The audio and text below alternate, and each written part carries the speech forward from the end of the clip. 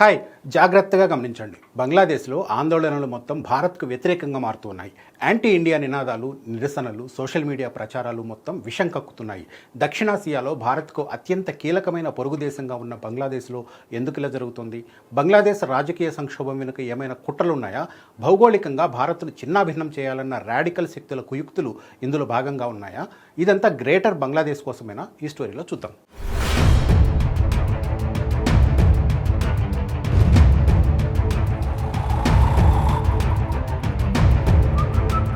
ఒక్కసారి ఈ మ్యాప్ చూడండి. ఈ మ్యాప్ పేరు the natural borders of Bengal. హత్య జరగడానికి కొన్ని రోజుల ముందు బంగ్లాదేశ్ రాడికల్ విద్యార్థి ఉద్యమ నేత షరీఫ్ ఉస్మాన్ హాదీ ఈ మ్యాప్ను సోషల్ మీడియాలో పోస్ట్ చేశారు. ఈ మ్యాప్ను జాగ్రత్తగా గమనించండి. మన దేశంలో భాగంగా ఉన్న పశ్చిమ బెంగాల్, ఈశాన్య రాష్ట్రాలు, బీహార్, జార్ఖండ్, మయన్మార్లోని ఆరాకాన్ అనే ప్రాంతం మొత్తం బంగ్లాదేశ్లో భాగంగా చూపించారు. వీటన్నిటినీ కలిపి గ్రేటర్ బంగ్లాదేశ్గా చెబుతున్నారు. పైగా కాశ్మీర్, పంజాబ్లను పూర్తిగా పాకిస్తాన్లో కలిపేసినట్టు చూపించారు. దేశ సరిహద్దులకు కొత్త నిర్వచనాలు ఇచ్చి ఆవేశంతో రూపొందించిన మ్యాప్ కాదు ఇది. భారత వ్యతిరేకతను నరాల్లో నింపుకున్న పార్టీలు, ఉన్మాదులు కలలు కంటున్న గ్రేటర్ బంగ్లాదేశ్ మ్యాప్ ఇది. బంగ్లాదేశ్ ఆందోళనల వెనుక కనిపిస్తున్న భారత వ్యతిరేక భావజాలానికి ఈ గ్రేటర్ బంగ్లాదేశ్ మ్యాప్కు ప్రత్యక్ష సంబంధం ఉంది. సరిహద్దులను తిరగరాసిన ఆలోచనల వెనుక కంటికి కనిపించని కుట్రలు చాలానే ఉన్నాయి. వాస్తవానికి గ్రేటర్ బంగ్లాదేశ్ ప్రతిపాదనకు మూలాలు చరిత్రలో చాలా ఉన్నాయి. పరిపాలనా సౌలభ్యం కోసం 1905లో అప్పటి British viceroy lord Curzon Bengal ప్రాంతాన్ని విభజించే ప్రయత్నం చేశారు. ఈస్టర్న్ బెంగాల్తో పాటు అస్సోం ప్రాంతాన్ని కలిపి ఓ యూనిట్గా విభజించారు. అంటే నేటి బంగ్లాదేశ్తో పాటు మొత్తం ఈశాన్య ప్రాంతం ఒక యూనిట్గా ఉండేది. 1911లో ఈ పాలనా యూనిట్ను రద్దు చేసిన గ్రేటర్ బంగ్లాదేశ్ భావన మాత్రం అలాగే ఉండిపోయింది. 1946లో బ్రిటిష్ క్యాబినెట్ మిషన్ ఓ ప్రతిపాదనను తెరపైకి తెచ్చింది.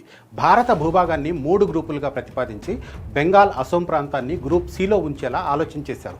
ఈ ప్రతిపాదనకు ముస్లిం లీగ్ అంగీకరించిన కాంగ్రెస్ వ్యతిరేకించడంతో ఇది అమల్లోకి రాలేదు. ఇక 1947లో యునైటెడ్ బెంగాల్పై చర్చ మొదలైంది. బెంగాల్ ప్రీమియర్ హుస్సేన్ షహీబ్ సుహ్రవాది, కాంగ్రెస్ నేత శరత్ చంద్రబోస్ కలిసి ఓ సంచలన ప్రతిపాదన చేశారు.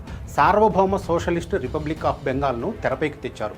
ఈ ప్రతిపాదన కూడా అప్పటికి అప్రస్తుతంగా మారిన బెంగాల్ జాతి అనే భావజాలానికి మాత్రం ఇది పునాది వేసింది.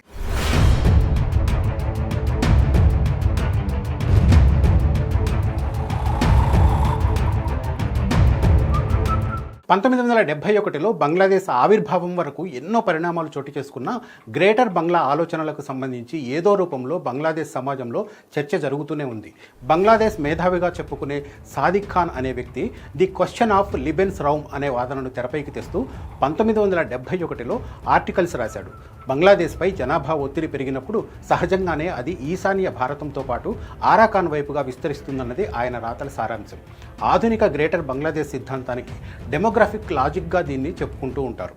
రాడికల్ ఉద్యమ నేత హాదీ సోషల్ మీడియాలో పోస్ట్ చేసిన మ్యాప్ను కేవలం వీటికి కొనసాగింపుగా మాత్రమే చూడకూడదు. ఎందుకంటే భారత అస్తిత్వాన్నే ప్రమాదంలో పడేసేంత కుట్ర ఈ మ్యాప్ వెనుక ఉంది. ఈశాన్య రాష్ట్రాలు భారత్తో కలిపి సిలిగురి కారిడార్ను చూడండి. ఇది మన దేశానికి నాడీ వ్యవస్థ లాంటిది. 22 కిలోమీటర్ల పరిధి ఉండే ఈ ప్రాంతాన్ని చికెన్ స్నేక్ అని కూడా పిలుస్తారు. హాదీ పోస్ట్ చేసిన మ్యాప్లో ఈ కారిడార్ కట్ అయిపోయింది. అంటే భారత్ భౌగోళికంగా విడిపోయినట్లే. ప్రస్తుత బంగ్లాదేశ్ను విస్తరించాలని, భారత్లోని కొంత ప్రాంతాన్ని కలుపుకోవాలని కలలు కంటున్న రాడికల్ ఉద్యమ పార్టీలు, నేతలు ఆ దిశగా చేస్తున్న ఉన్మాద చర్యలే ప్రస్తుతం బంగ్లాదేశ్లో జరుగుతున్న పరిణామాల వెనుక కనిపిస్తూ ఉన్నాయి. మొదటి నుంచి భారత్కు వ్యతిరేకంగా గళం వినిపిస్తున్న బంగ్లాదేశ్ తాత్కాలిక అధ్యక్షుడు మహమ్మద్ యూనిస్ కూడా గ్రేటర్ బంగ్లాదేశ్ ఆలోచనకు ఆజ్యం పోస్తున్నారు.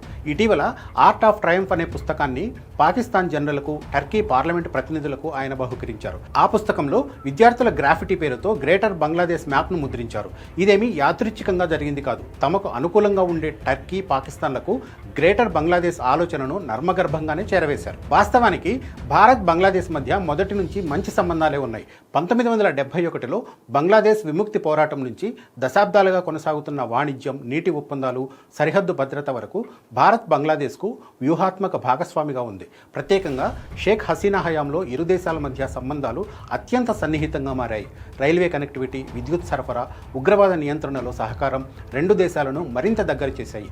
బంగ్లాదేశ్ బంగ్లాదేశ్ రాడికల్ శక్తులు దీన్ని జీర్ణించుకోలేకపోయారు. తమ దేశంలో రాజకీయంగా భారత్ జోక్యం పెరిగిందనే వాదనకు విపరీతంగా ప్రచారం కల్పించి భారత వ్యతిరేకతను నూరిపోశారు. రాజకీయ అస్థిరతకు, ప్రభుత్వ వ్యతిరేక ఉద్యమాలకు, విద్యార్థుల నిరసనలకు, ఉద్యోగ సంక్షోభానికి సరైన సమాధానం చెప్పని అక్కడి పాలకులు ఆ ఆగ్రహాన్ని మన దేశం వైపు మళ్లించారు. షేక్ హసీనాకు మన దేశం ఆశ్రయం కల్పించడం కూడా వాళ్ళకి నచ్చలేదు. కొన్ని నెలలుగా బంగ్లాదేశ్లో మతపరమైన రాడికల్ శక్తుల పాత్ర పెరిగిపోయింది. జమాత్ ఈ ఇస్లామీతో పాటు ఇతర రాడికల్ ఇస్లామిస్ట్ గ్రూపులు భారత్ను హిందూ రాజ్యంగా చిత్రీకరిస్తూ సోషల్ మీడియాలో యాంటీ ఇండియా కథనాలను ప్రచారం చేయడం మొదలుపెట్టారు. బంగ్లాదేశ్పై భారత్ ఆధిపత్యం చలాయిస్తుందన్న భావనను బలంగా తీసుకెళ్లారు. ఇందులో పాక్, చైనా అనుకూల నెట్వర్కుల పాత్ర కూడా ఉందన్న అనుమానాలు ఉన్నాయి. దక్షిణాసియాలో భారత్ ప్రభావాన్ని తగ్గించాలనుకునే కుట్రలు కూడా ఇందులో భాగంగా కనిపిస్తున్నాయి. మన దేశం అప్రమత్తంగా లేకపోతే గ్రేటర్ బంగ్లాదేశ్ పేరుతో అదృశ్య శక్తులు ఎలాంటి కుయుక్తులకైనా పాల్పడే ప్రమాదం ఉంది. ఇది సంగతి. బంగ్లాదేశ్ ఊరికే భగ్గుమనలేదు. ఒక పద్ధతి ప్రకారం చాప కింద నీరులా కుట్రలను అమలు చేస్తున్నారు. అందులో మహమ్మద్ యూనిస్ కూడా భాగమే. మరి బంగ్లాదేశ్ పరిణామాలు భారత్కు ప్రమాదకరంగా మారతాయా? భారత్ అప్రమత్తం కావాల్సిన అవసరం ఉందా? మీ అభిప్రాయాన్ని కామెంట్ చేయండి.